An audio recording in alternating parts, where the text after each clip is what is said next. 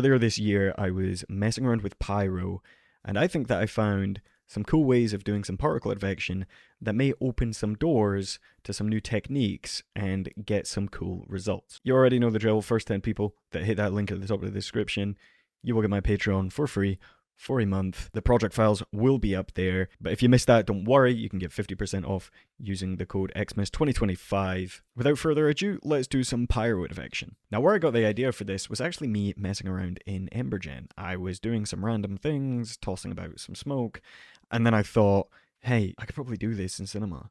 And then I did it in cinema, and then I made all these cool renders. I didn't really flush it out as much as I wanted to at the time, but I want to make the tutorial now, so I'm going to make it now. What we're effectively going to do is we're going to make a cube, and we're going to use the cube as the pyro source. So if you make this any size you want, but I would recommend doing something flat, because you're probably not going to have much of a bonus by doing it on something big. So you can imagine that this effect would work quite well on maybe screens or different kind of grounds that you're using. I don't think it really matters.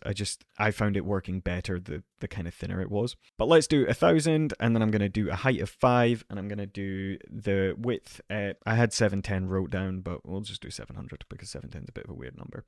So I've got this big kind of 16:9 box, right? And then let's go and just slap a pyro emitter on there. So we get a pyro emitter, and along with that, we get a simulation scene.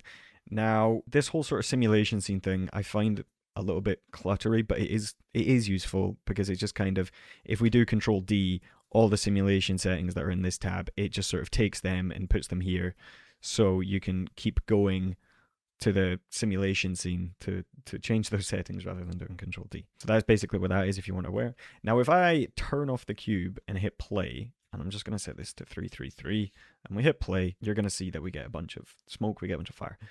We don't want this. So the first thing we're going to do is we're going to go to the simulation scene, and we're going to turn off the gravity. So we don't want any gravity at all. You hit play now, and the smoke and the fire just sits there. So then what we're going to do next is we're going to come to the pyro emitter, the tag. Now, there is going to be a little bit of back and forth between the two settings, but we're just going to come to the tag for now. I'm going to turn the object fidelity up just so I can see it properly. We're going to set this to volume. And then down in the temperature, I'm going to turn that off. And then we're going to bring the density down to about 2. We're going to turn off the velocity. And that's pretty much it in those settings. The only other setting is the noise, because if I hit play right now, you're going to see, I'll turn off the work plane. You're going to see we now have a little box of smoke and we have noise on it. Now, we might not want the noise. We'll come back to this because you can use it. You can't. It's up to you. It makes a slight difference. You can put some animation speed on it. And then you have this kind of box of fog that's moving about. For now, I'm going to go with off. So what we have is this just volume of the cube filled with smoke. Now, to get this effect, what we're going to do is add a field force. And then inside that field force, we're going to add a cylinder field. So add a cylinder field. And then if you make this a little bit bigger, and quite important here, you make it taller. And then you set the strength to 500. Let's see what happens. So let's come back to the beginning. I'm going to turn that off in the viewport. And you're going to eventually see that it begins to whirl the smoke in different directions. And there's a couple things we need to do to dial this in and make this look the best that it can. Pause that for a second, and we come and have a look at everything here. I don't think there's anything I want to change there. Pyro output. We go to the pyro. Let's bring the voxel size down to 3. But there's something quite important here, and that's relative density dissipation. Let's bring this up to 20%. And what this is going to be is sort of how dense the smoke stays after a period of time after it's been emitted. So we don't actually want this to be that dense. We kind of want it to be quite light, to be honest. So if we come to the field force and we set the strength to 2000, and now you can see with that density dissipation, it's a little bit lighter, and there's not so much vorticity on the edges. Now that's the other setting that's quite important here, is if we go to the pyro output, we have vorticity strength. And if we put that down to 0, what happens is the smoke's going to end up much smoother, which can be quite useful. Because the main reason I wanted to do this effect was that most of the times I was doing pyro advection in any sort of way, one of the key problems that would always happen is that later on, after a certain amount of frames into the simulation, the pyro starts to dissolve, it starts to go a little bit weird, and then you lose a lot of your shape and your particles, they begin to kind of go in crazy directions. So by eliminating the temperature and adding density, but also eliminating a lot of the vorticity, while having this constant bed of smoke undulating patterns, you're going to get a much more consistent advection throughout your whole simulation. So I like a little bit of vorticity because I think it adds a little bit to it, just a little bit. But what's really going to be the big effect here on our simulation is actually going to be the cylinder field and what we do with that cylinder field.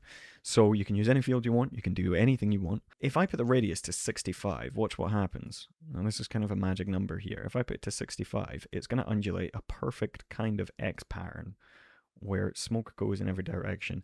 Now the inner offset plays a massive part in this as well. But you can see with that inner offset larger, we get a very, very defined pattern. And you can see it keeps pushing it over and over. We're dissipating. The bits on the edges aren't being affected at all, so we have a hard contrast. But we'll do something like this for now. But just to go over how you could change this and how you could add more to it and how you could do different things. What if we added a random field? Now, if I turned off the cylinder field in the field force and I turned it off inside the field force as well, and we just use the random field, what's going to happen? Well, we're going to get random smoke everywhere based off the random field. But if we turn those back on and we set this to overlay and we crank up a little bit, well, I'll leave the animation speed for a second, but let's bring down the opacity to 50% and you hit play. Now that random field is inside the cylinder field. So now through that, you're going to get a sort of randomness, especially if the animation speed is on. So when the animation speed is on, now that's going to kind of push things in one direction, and then it's going to push in another direction, and it's going to do different things. If I turn back up the opacity a little bit, you're going to see that. So that's a good way to get kind of more random patterns in the simulation, if that's what you were after. Again, similar to my tutorial from 2 days ago, when we were using X particles, I was showing techniques on growing spherical fields with time effectors. So another thing that we could do, if I turn off the random field, get rid of that for a second. In fact, I'll just delete it because I'm not going to use it. We'll go to the cylinder field and we go to the radius and we right click and we add a field driver. And then in that field driver, we have a minimum and a maximum, which is our radius, of course. So if we set this to 55 and 90, and we go to the fields and we added a time, now that's set to 30 frames, which means over 30 frames, it's going to go from 55 to 90. Now, what happens there? It's kind of going to push it a little bit, and then you're changing sizes. But because it's kind of like it's quite slow, not much is happening, you know, you'd maybe be better on a really high number there, because then the smoke's actually going to begin to happen. And then as it gets bigger, that's going to begin to change what's going on. So that's not going to be as uniform either. Another thing we could do is if we delete the time, we could use a random field again, where you put up that animation speed and you could maybe mess with the scale a little bit. And then now based on that, these values, if I come to the cylinder field, you're going to see is flickering. So that's just going to bounce up and down between certain values. And you might have to kind of dial in the contrast a little bit or the inner offset to get these values to flicker at the pace that you want them to flicker at. But this is ways that I also kind of went over this when I did the pillow tutorial a couple months ago, is this is just different ways we can kind of force the simulation to change and do different things and whatnot. Now I'm going to delete both of those. I'm just kind of trying to open your eyes a little bit to different things that you can do. I think in this instance, adding those things, you're going to have to be very precise and get it exactly with whatever is in your head.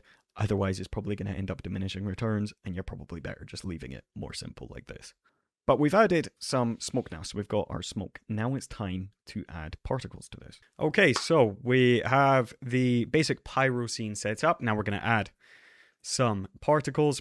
I've saved this scene, and in the project files that are going to be over on Patreon, you can also just get this version of the scene, because if you just kind of want this or you're struggling to set this up, I'll give you a version of the scene with just sort of this set up anyway, before I add all the particles.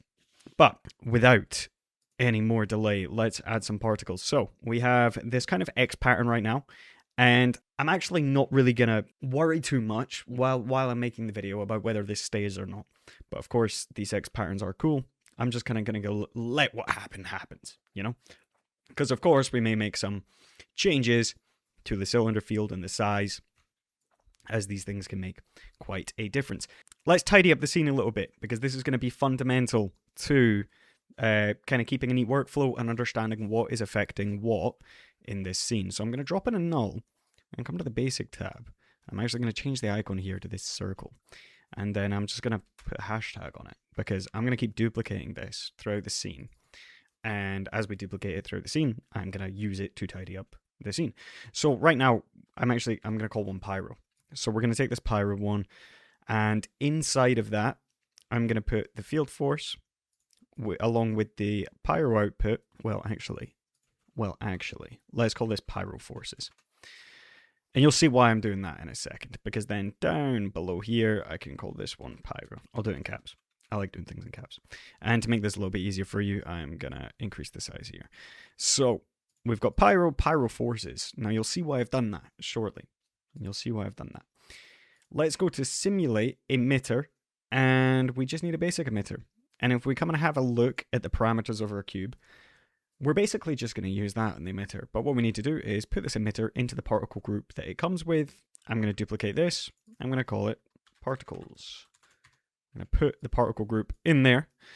And then in the basic emitter, we're going to change the shape to a cube. And coming back to these parameters, we're going to do that. So 1005 by 700. So let's do that. 1000 by 5 by 700. Brilliant. So if I turn off the Pyro, so to do that, we'll go to the Pyro output, we'll go to the Pyro scene. Like I said, this can be a bit cluttery, which is why I get irritated. Drop this down, then go to Pyro, scroll all the way down, you've got drop Pyro. We can turn that off. And right now we are emitting 100 particles per second, per 30 frames. This is important to think about when it comes to particles. Reason being, we're going to emit quite a lot of particles here. And one of the things that's going to really sell this look is that we're going to be constantly emitting the particles for a certain lifespan, of course, but we're going to emit them over a long period of time as opposed to just shooting them, because this is going to keep particles in all the areas we want them to be in. If I set this to 50,000, right?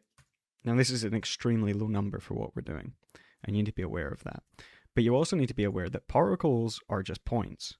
So if I hit play on this, and before I do that, I'm going to go to Properties, Speed, and we're going to put this to 0. So there's no speed on the particles. If I hit play, the particle engine's kind of going to get itself running and stuff. And you're going to see 50,000 particles spawn in per second. As you can see, there we go. Now, we'll deal with what's happening here in a second. 50,000 particles per second. If you're new to particles and kind of new to figuring that out, you kind of need to get your head around the fact that particles are just points. We're just spawning in points. And there'll be more on that in another tutorial in a few days and kind of leveraging that thought process. But if I select the particle group and come to my points mode here, you can see the amount of live particles in the scene, or the amount of points. And right now we're at 26,000. If I keep playing, you're going to see it's climbing up, it's climbing up, it's climbing up. I've not set a lifespan on the particles. So right now, let me just actually set this to 300, a little bit of a near number. And right now, if I was to play through this all the way, you can imagine 50,000, 100,000, 150, 200. Now, it's not that alarming at this kind of particle count, but should we have 1,000,000, then it becomes a little bit alarming, because by the time the end of your animation, you've got 12 million particles and you're wondering why your scene's crashing. So we're going to go to Properties, we're going to go to Lifetime, we're going to set this to 90 frames. And now you're going to see that if I keep playing through this, this is going to cap out at 150,000. Or at least it should have, but it didn't. So if I play through again, we're on a lifetime of 90 frames. Usually with things like that, you just kind of have to restart them for a second. This time we should see it completely stop. There you go. It's sitting on 150,000. That won't go any higher now. So now we can determine what particle number we want based off of this. So if I do 1,000,000, I understand my max count is 3,000,000 in the scene. So if I put in 1,000,000 here, I'm technically putting in 3,000,000. Okay, I wanted to clear that up. What we're going to do next, we're going to add in another particle group. And the reason we're going to add in another particle group is because of this field force. See, this field force right now is affecting the particles as well as affecting the pyro. And we don't want it to affect the particles. So we're going to go simulate groups, particle group. We're going to pop this down here. All you're going to do is just put the field force in it. And then when you come back and play now, the particle group that has our particles in it is going to completely ignore the field force.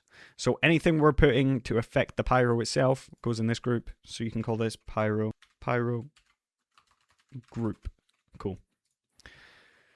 I'm going to incrementally save. Next thing is to add some Pyro Advection. So if I go to Simulate, Modifiers, and we go to Pyro Advect, and we can just come and put this in the main particle group. And you hit play now. What's going to happen? The particles follow the pyro, which is super cool. But there's a couple of things we need to set up here. There's a couple of things we need to improve. The first thing I want to go over before we go any deeper. This doesn't really make a difference in this scene. It'll make a subtle difference, but this will become more important when I go over the shockwaves with you. If we come to the pyro output and we scroll down here and we go to advanced settings, you're going to see an advection tab. In that advection tab, you're going to see settings. These settings are going to increase the accuracy of the advection. If you want a much more accurate look, we have 3 modes here. What you really need to think about between these 3 modes is from lowest accuracy to highest accuracy. Same again with interpolation accuracy. Linear is not as accurate as cubic. Advection mode, I can't quite remember the differences between these. If you've ever got a question about any of this stuff, you right click it, you hit show help, manual will come up. Advection mode here, we can see it explains them all. The one I was using the most was McCormack. But if I wanted this more accurate, I would do Runge 4, cubic, I would change this to McCormack, and this correction strength, I would crank it all the way up. So sometimes you might not be getting the look that you want, you change those settings, all of a sudden, it's way more accurate. This will come in much more useful when I take you through the shockwaves, which we'll do in a little while, but definitely worth mentioning. What we're going to do now, anyway, we are going to bring these particles, we're going to dial them in, we're going to make them look good. And we need to do a couple of things for that. So the first thing I'm going to do is I'm going to bring this particle count up to 500,000. So that'll give us a max count of 1.5 million. So I'm going to go way, way higher with the amount of particles. The second thing I'm going to do is I'm going to come to the particle group. I'm going to come to this draw tab, and where it says draw radius, I'm going to turn that on. And on the size, I'm just going to grab it and I'm going to yoink it all the way down to the lowest it can go. And now you're going to see that this gives us the true radius of the particles, so we can see what size they actually are. The reason we're going to do that is because we're going to age these particles in, which is another reason why this emission mode is so vital to getting this look. So if we go to properties and we go to radius, we have a radius of 1 right now. So every single particle in this scene is spawning in at a radius of 1. Now, because we're constantly emitting every single frame, one thing that's not going to look so nice in this simulation is you're going to see the particles spawning in. And if you want to know anything about particles, if you're new to particles and you don't know them that well, and you want to know a little bit, you do not want to see particles spawning. Think of that as a golden rule. You do not want to see your particles spawning in. So how do we hide that? Well, we hide that with a data mapper. So if you come to modifiers and we grab a data mapper, and we put this in here, and we'll just put this in the particle group. What we can do now is scale the size of the particles in based on the age of the particles. So over a certain amount of frames, they will go from a radius of 0 to the radius that we want, and then as they get to the end of their life, they'll scale back down. So we're going to set that up, but this data mapper, it's a very broad data mapper, and there's a lot of things we can map here. So I want you to rename this, and I want you to think of this data mapper as a size by age, or radius by age. Don't think of this as a data mapper, think of this as a modifier that you've created, and this modifier is controlling the size of the particles. And just that kind of reframing in your mind of what this is doing, what it's for, is quite important to these kind of workflows and simulations in general. So if we do the age against the radius, and of course we don't want the radius to be 100 centimeters, that's awfully big. We'll just set it to 1, where we were at. And of course we set the life to 90. And then we can chop and change this. Now this spline is controlling the radius. So right now, over 90 frames, it would go from a radius of 0 to a radius of 1. We don't want that. We want it to go from a radius of 0 up to a radius of 1 and back down again. Now we can smooth this spline off as well to give it a smoother look by highlighting them all. Right clicking, going to point types and going to soft. And now we've got a nice smooth lifespan. So the next thing we need to do, and this is quite important, is as soon as you add a data mapper that's controlling the radius, you need to come back to the radius in the emitter and you need to turn it off. Because now this is dictating the radius. And you would still see that radius and you would still see them spawning in unless you set that to 0. So we set that to 0 now. You're going to see them all fade in. We're going to deal with this, the fade in. We're going to deal with this a little bit later on. But after we get about 30 frames, everything's fine. And you can see that now they're scaling in. And the simulation looks much better. You've got that kind of size variation going into the particles here. You've got all this stuff going on. So we have that set up. Of course, if we wanted to change the pyro, we wanted to change the animation at all, you can come mess with the radius of the cylinder field. That's going to emit differently. You're going to get different effects, all of that. But there's something else that we need to set up, and that's color. Because right now, it's kind of hard to see what's going on. They're all green, and we want to see different color. So there's another modifier, and that's the color mapper, which is similar to the data mapper, but it's to do with color. So there's a couple of different ways we can set up color in this scene, and there's a couple of different ways that are going to look good. I'm going to go over 3 of them, and I'll show you those, and you can pick which one you like the most. The first one I'm going to show you is just age. So of course, over the age of the particles, they will progress through the colors we set on this spline. But what you also need to think about with these colors is the colors. This is data. So although we're setting a color, whether you're in Redshift or Octane and you're doing your render, it doesn't matter what color you've got here. Because if I add more knots here, all I'm doing is adding more data points where I could add more color in render with a gradient or a ramp. So it really doesn't matter what colors we put here. The colors that we put here are really just for us and for our own fun. So my kind of general go-to when I'm look diving particles is white to blue. Now we can play with this age, and you don't have to make this age the actual age of the particles. You can do whatever you want with it. And if I play through now, you're going to see that they're going to spawn in. They're all kind of going to go blue for a second, but then as these ones are kind of spawning in more, you're going to see it progress. So if I change that to 90, you will see it ends up looking a little bit better, and it will progress through, and eventually you will start to get different colors. But what we can actually do, again, because thinking of this as data, is where this gradient is important is, for example, clamping things out, because you can't get past that in render. You can only really change the colors, but as we move this data back and forth, that is much more stable and rigid after cache and in render. So that's age. So if we set this up and called it age color, and we duplicate this and we turn that off, the next one I'm going to show you is distance traversed, and this is really, really good for this scene. So as the particles that move the most are going to change color.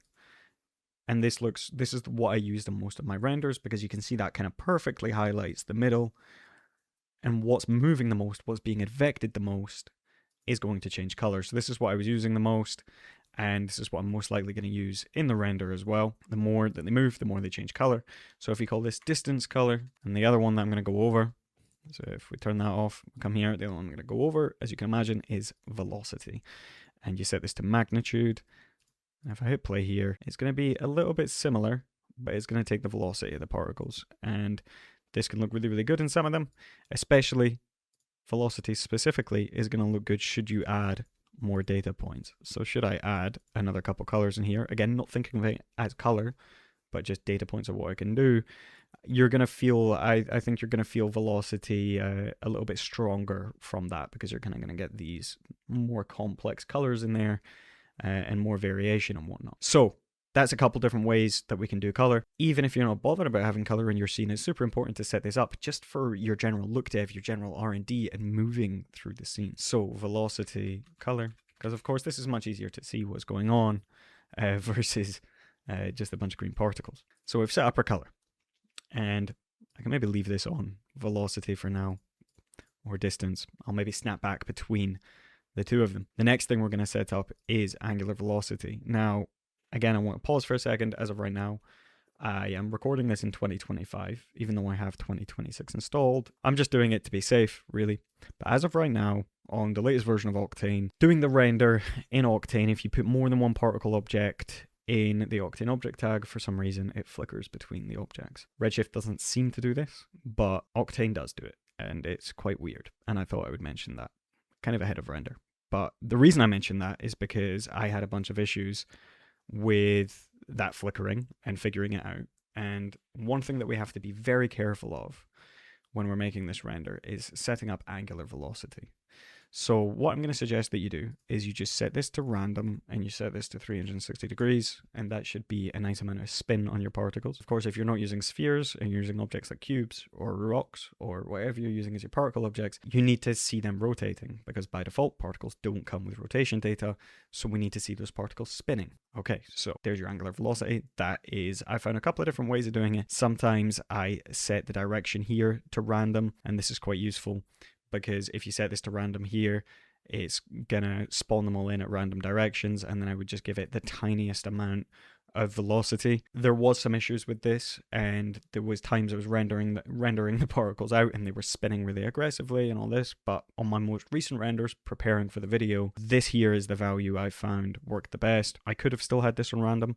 I'll leave you to do your own tests and kind of find what's going on with that, but I would just say tread very lightly and don't go too crazy here. But yes, if you do set this to random, it should spawn them all in random directions, but I seem to get the same thing happening here. There's usually a couple people in the comments that are super clued up on angular velocity and come in and tell us exactly how it needs to be, but I always seem to get lost with it, especially in Cinema 4D particles, going between fluids or just a normal particle sim or Pyro Advection. These angular velocities seem to change drastically, and I find it a little bit tedious. Okay, so we've set up our colors, we made our particles look nice. The next thing to do would be to kind of look down this simulation and push it in different directions to where we want it to be, having a little play with more of the Pyro simulation and also adding other forces into the scene. So here's another force I want to add into the scene. If I go to simulate forces turbulence, I drop in a turbulence, and we put this in the Pyro forces, and we just set this to a strength of like 2 and a scale of 25.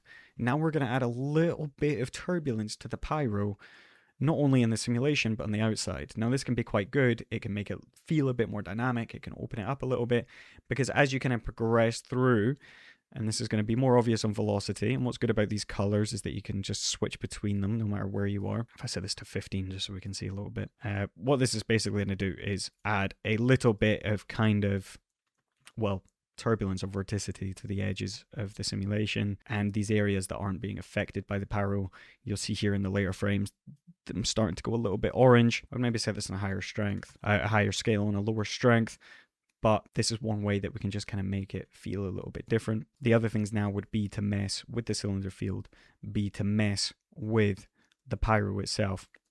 For example, coming back to the cylinder field, maybe we make it a little bit bigger, maybe decrease the inner offset, because remember, the higher that inner offset, the more kind of uniform it was going to come out. So if we wanted to try and get it a little bit kind of wilder and stranger stuff going on, more just like a normal sort of Pyro explosion, just messing with these values, going back, playing through it over and over and finding what you like. The difficult thing about these simulations is that they are very, very, very sensitive to tiny little increments and changes that you make. The other thing we can of course do is if we call this cube spawn, and we duplicate this, and we take off the Pyro tag, and we call this collide, and we right click on this, and we go to simulation tags, collider, and we just change the collision side to both, and we have a look at this cube. Of course it's the same parameters, but if you make this a little bit bigger, maybe 20 centimeters or so, same on the X, and we make it quite a bit taller, maybe 150. You turn this off, and then we go to simulate, modifiers, and we grab the collide. You can just put this in the particles, and then we hit play now. As these particles get pushed up to the edges, what's going to happen? They're going to hit the edges of the box and not go any farther. One thing that's weird about this though, and I still don't really quite understand why it does this, but when we add in this collider, it actually changes the way the Pyro interacts with the object. And there were certain looks that I was getting when I was making the render, or the renders, purely based off the size of this collider. I would mess with the field force, I would mess with the turbulence, but you can see that is changing the Pyro just from this massive cube around it. So you make this taller, you make it smaller, I guess it's to do with the pyro usually being calculated within bounds, which is these green bounds that we can see, but it changes everything. Seems to be that the higher it is, the more you get closer to your original simulation. But I thought it was worth mentioning. But also, yes, this will stop them going outside. So if we play through now, they're eventually going to come up to the edge there and they're going to bang off the edge. But if we actually didn't want to use the collider, but we instead wanted to optimize the simulation, well, if I was to duplicate this, we'll delete the collider tag off this. I will turn this one off for a second, and we call this kill box. And I'm just kind of going through things here to show you what you can and can't do. You might want to follow this, you might not want to. Don't feel pressured to.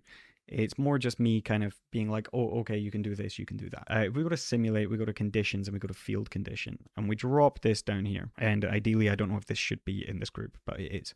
And then we go to simulate modifiers, and we grab a kill, and we put the kill inside the field condition like this, and then we grab the kill box here, and we come here and we set this to volume, and we hit play. None of the particles spawn because we've just killed them because they're all inside the box. So if you then grab a invert, so now everything on the side of outside of the box gets killed instead, the particles spawn in as normal, but now when they cross that box, they're going to die immediately, which will optimize your scene and make things move a little bit smoother, but also can have I guess, a similar effect to the collider. I think the danger with the collider is you don't want them bouncing back too much because that could look a little bit messy, unless that is what you do want. We should see, as they go out, you can see there, they're just dying off as they hit the edges. And this will optimize things a little bit. And if I come all the way back up to this particle group, you should see them kind of dying off here and then fighting at the same time because we're spawning more in.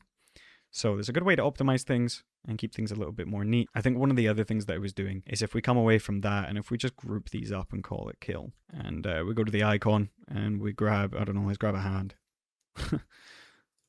Say stop. But we come back to this collider. Of course, you can mess with things here, just pressing F3 there. If we were to put this closer to the bottom, so the particles don't have as much room at the bottom to kind of drop down, because you're kind of adding a floor to them. So they won't be able to drop down, but they'll have more room up the top. All this sort of stuff is going to change the simulation, change the way that they act. And these are the kind of things that you want to think about. You see that they don't really have much room at the bottom there. So I wanted to make sure that I went over all these things in the scene. I'm going to bring it back down. I'll just set this to 0. And actually for the scene, for the sake of the tutorial, I am going to go with the kill for now. So we've set up a couple of extra things there of how we can control this and get it to do what we want it to do.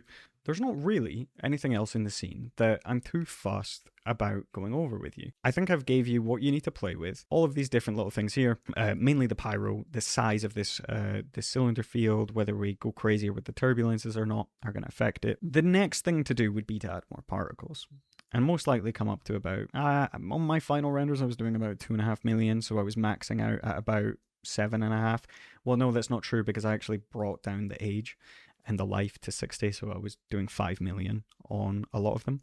But if I was to come to 1.2 million, now what's important about more particles is, of course, we're going to get more detail. But along with that, that means we need to lower the radius. So if we come down to like 0.3 and we play through this now, of course it's going to be a little bit slower, but you should see a lot more detail in the particles kind of trailing and following along. And one thing that I was doing in my simulations a lot as well is I was actually bringing this size forward. So they were reaching their max size a lot sooner. And I was doing that in many of my simulations.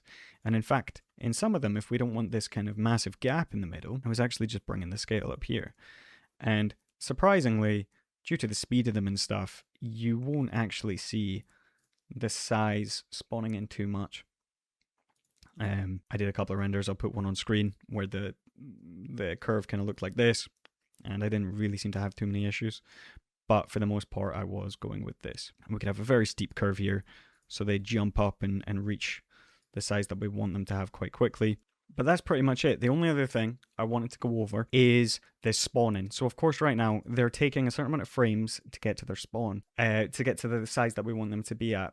And that can look a little bit weird in animation because they're all sort of fading in and the pyro's already happening. So how would we stop that? Well, you just go to the field force. We'll just come back to the beginning. We grab a time field and you just set this to like -15, and then they're all gonna slowly come up to their size before that field force starts affecting the pyro, and then that'll look a little bit better in final animation. Although this can do some weird stuff, so you might just be better keyframing the actual display or strength, I would actually come to basic and keyframe this enabled. For now, it's actually behaving quite well. It's just getting these values right. If you set these to the wrong value, it'll do some freaky stuff. But there we have it. So that's it for this scene. And set up these cool particle kind of explosions coming from the middle. Super malleable to change about, messing with the inner offset of stuff. Maybe you have a random field. Maybe you're doing all sorts of different things. You can see there just by a couple of little different changes, we're getting an entirely different simulation. We can change the color, all that sort of stuff. I do like the uniform ones the most, though. I have to be honest. I like the uniform ones the most. I think they look really cool. But what we're going to do now is come back to the older version of the scene, and I'm going to set up something very similar using a torus, very classic Shockwaves technique. I think this method of advection, at least, creates very good looking shockwaves. So let's go do that. Okay, so we're back in this scene, kind of where we were just before we got started on the particles, and it's not going to take that long to really get this set up. I'm going to come to 150 frames, and I'm going to go to the pyro output, and I'm going to go a little bit faster here because I've already explained it all. I'm going to turn off the pyro. I'm going to drop in a torus, and in the torus, we're going to make it quite small. We're going to maybe do 70, and we're going to do maybe like 25 here, maybe even 20. And I'm not going to go through the whole tidiness of the scene again, because I just did that, and I'm kind of going to smash through this bit a little bit. So we're actually going to add a mesh emitter, drop this in the particle group, and actually no, like I will do the tidiness, because, you know, it's going to be quite important for the field forces and stuff. So particles, pyro, okay, hashtags. Particles, they can go in here, torus can go in there, pyro can go in there. You go to simulate groups, you add another particle group, you put this in here. That is your pyro group. Put the field force in there, these in here. Cool. So a little bit more slipstreamed. Mesh emitter, we're going to emit off the torus. So put the torus in here. We're going to set it to volume. And if I turn off the torus for a little second and we change this to shot, well, actually, we're going to keep this on constant again, but we're going to emit, and we're going to emit on a range, and we're only going to emit for 15 frames. In fact, let's do 30. So we're going to emit for 1 second, which makes our particle count true here, because we're just going to emit for a second. So we'll do 500,000. We'll come to the particle group. We'll draw the radius. We'll bring it down, go to the mesh emitter. Just for the color just now, I'm going to turn on the noise. Or sorry, this is on the density distribution. We don't want this. So we go to the properties, color. I'm going to turn on the noise. And I'm going to do white and blue again. White and blue. Delete the green. I'm going to increase the scale, increase the contrast. And then in the pyro output, we're going to come, and this is very important for this scene, like I went over. We're going to increase these settings. So range cut of 4, cubic, my core mac, correction strength 3. I'm going to do 500,000. I thought I set that to 500, but I didn't. Set it to 50. We hit play, make sure we have no velocity.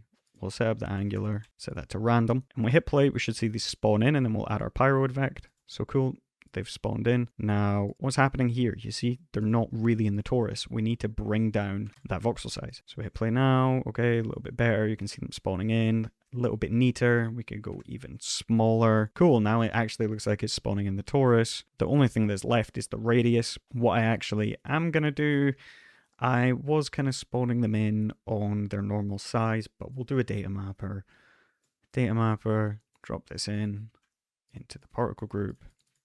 Size by age. We'll do a age of 90 frames against the radius of 1 centimeter, and we'll scale them in not from their lowest, but we'll scale them back out again. Actually, we'll leave them up at the top. So we'll just kind of start them a little bit smaller, and then okay, so we need a pyro advect. Drop this in, hit play. See what happens.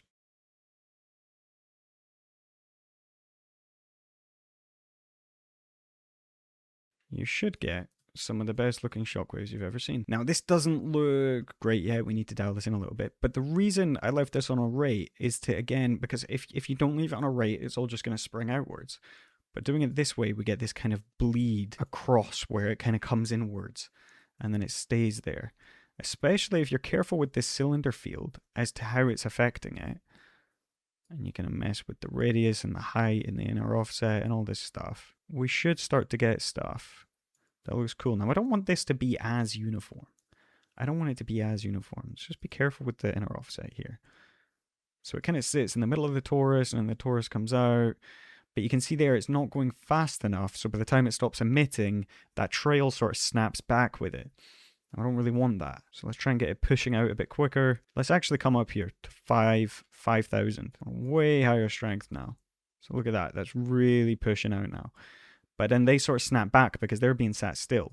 So we need them to have some movement. Maybe even go bigger than the whole thing. And what's going to make a big difference here as well is the parameters of the torus. And it does just take a little bit of fiddling around to get this where we want.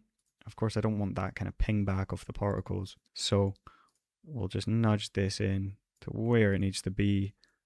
I mean, that's the thing I found the most annoying about these simulations, honestly, was the kind of constant back and forth with them. Now that's maybe getting a bit closer. It's maybe getting a little bit closer. Just finding those perfect values with the inner offset. Let's actually bring the height up, see what happens. Not a whole lot. I do remember putting a random field on these though. So similar to what I showed you before, if we actually put a random field in here and we subtract it from the cylinder field, we increase the scale, we increase the inner offset, what you're going to see now is, of course, a much more randomized approach. But I think that this is generally going to work better in the actual fields tab. You can do both and you can mess with both. But I think this is generally going to work a little bit better because when you're doing it in the fields tab, all you're doing is restricting it, whereas when you do it in the other tab, you're actually adding forces. But what we need to be careful of here is that we don't send too much of it inwards, because if you send too much of it inwards, it's going to start to look a little bit strange. A little bit's not too bad. But we're starting to get some nicer shockwaves here. Let's come up to 7,000 on the power. And I'm going to change the torus back to 80 and 25. I'm going to go a little bit bigger again. And I do apologize for clicking back and forth so much, but that's just what it takes to get these looking good. Cool. What we need is drastically more particles. So let's do 1 million. We know that'll be a hard 1 million. So we have a look now. Yeah, it's getting there now. That doesn't look too bad. But let's get rid of the noise on the color now, because it doesn't look so good anymore. So let's do simulate, modifier, color mapper. Let's do velocity, color. And then let's set this to velocity, magnitude. And I'm going to do the good old white and blue. Now, of course, I didn't turn off that radius, which is why the simulation was looking a little bit strange.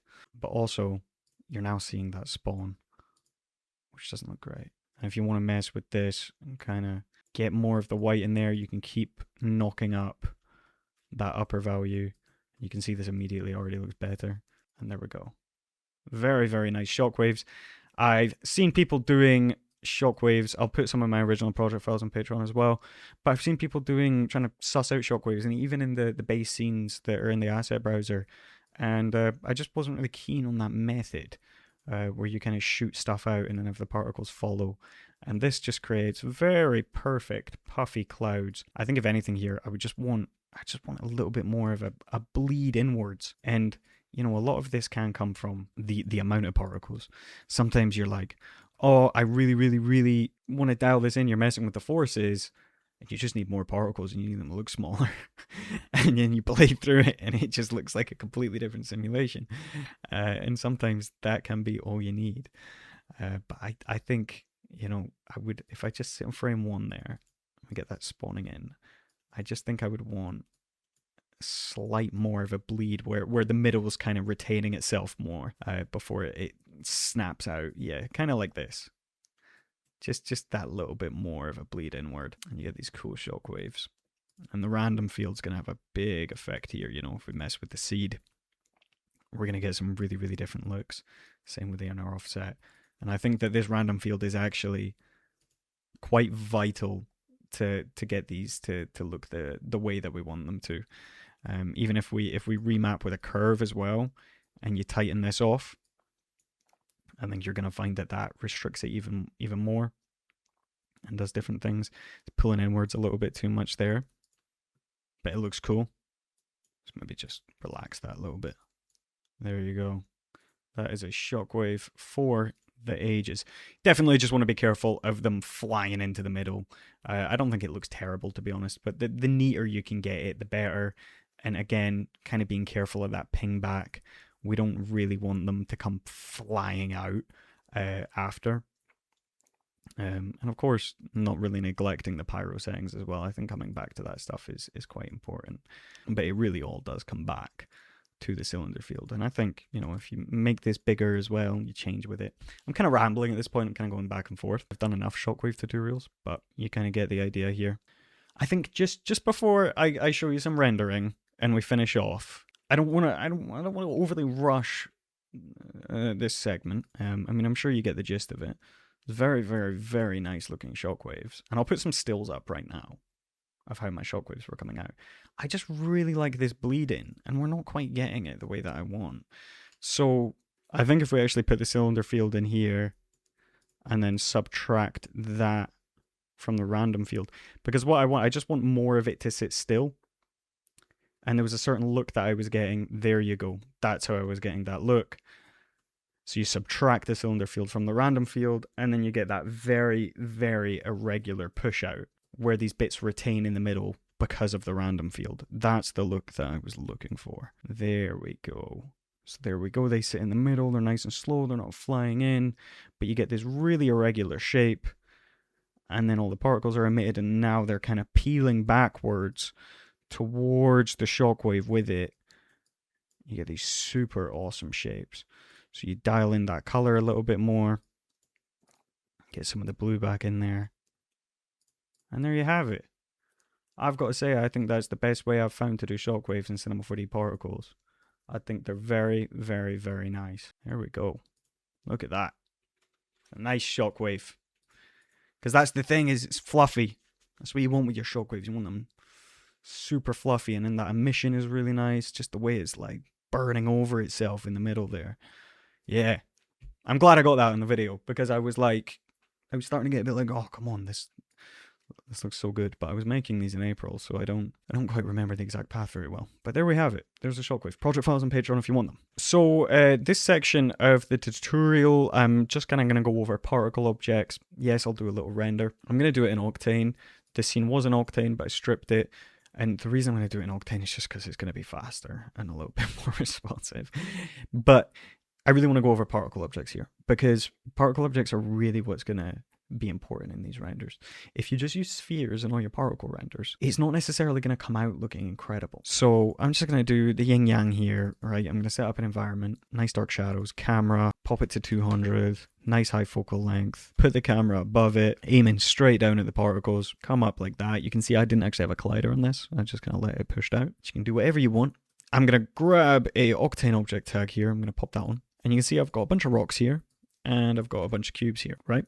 So in Octane, you can't really seem to use, at least in animation, you can't seem to use scale variation, which is why there's so many duplicates here, is you put enough of these in at different scales, and then they start chopping and changing. Now, if we set this to about 2 by 2, we're not going to see anything, because in Octane, it is, of course, unbiased, and we have black shadows, so there's nothing adding light to the scene right now. But the second I add an area light, you're going to see it highlight some stuff. So I'm just going to target it to the particle group. I don't know, just any null that's in the center of the scene. Push that light all the way up there. It's a little bit laggy, but not as laggy as Redshift, and I stand by that. Once you can get the light above it, I mean, that's all you really need to do for the light, and you can have a light above it, at the side, below it. It's not really going to be night or day. So yeah, normal things with the camera imager, put up our highlight compression. You could use ACES tone mapping, get a nice little bit of contrast in there. And if I wanted to control these shadows, but keep that background black, of course, as always, I'd duplicate this, visible environment, come back to this first one. You can make it like a light gray. And now we've got a separate control over the shadows. I don't think you really need a HDRI in a scene like this. So that could be BG, that could be shadows. Honestly, like look dev lighting wise, that's like all I'd really do.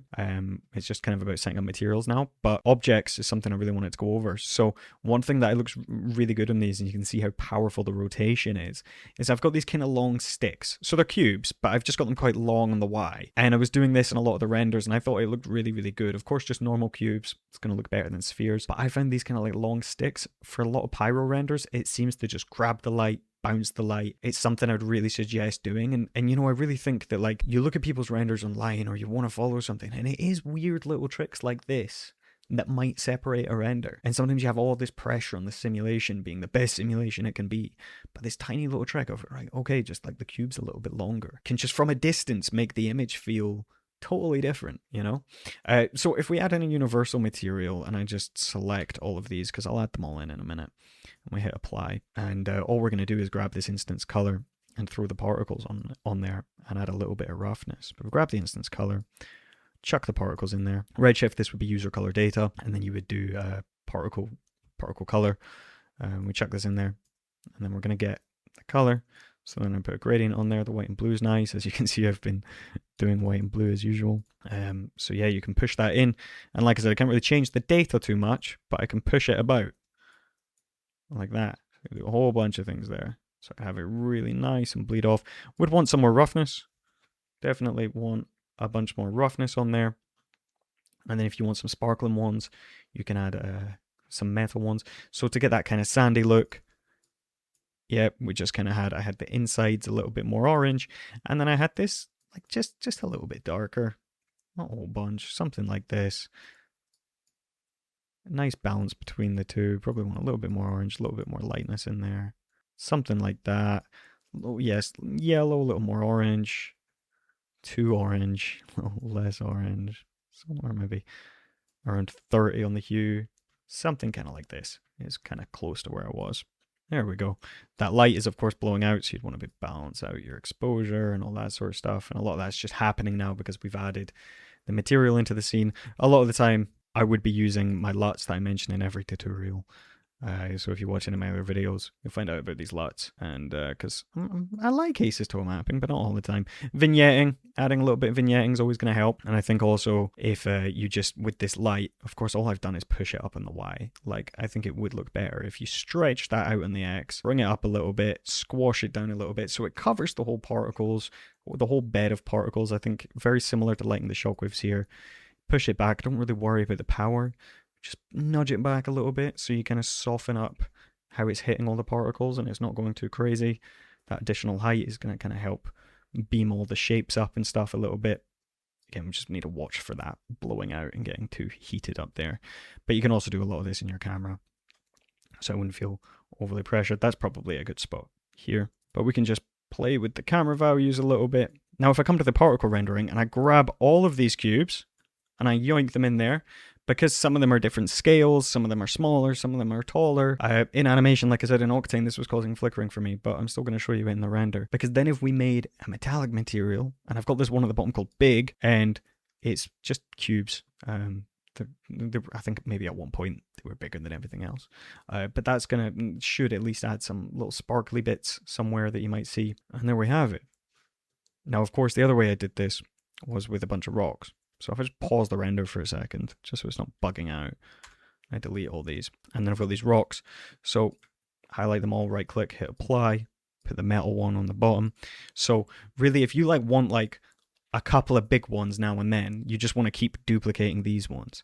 And the more you have against that one big one, the less common the big ones are going to be. Because if you just do two, that's going to be 50-50 between the small ones and the big ones. So that's why we keep duplicating them and then throw them all in there, because then it ends up like 5 to 95, if you know what I mean. So you can see these particle objects are actually a bit smaller, which airs out the simulation a little bit more. But if I come here, press F2, press S, you can see I probably would want most of them a little bit bigger, come up a little bit there, scale them all, and then make this big one quite a bit bigger. And I actually won't use the metal material on that one, just because they're going to be big and visible, and you don't want these big shiny ones kind of sat there. But I'm just going to mess with this until we see it pop in. You can see how they look there. They did look cool, but there we go. So you can see these kind of nice little slightly bigger rocks in there, and that's going to make all the difference. So then I would maybe take this one, for example, scale that one up a little bit and put the metal one on there.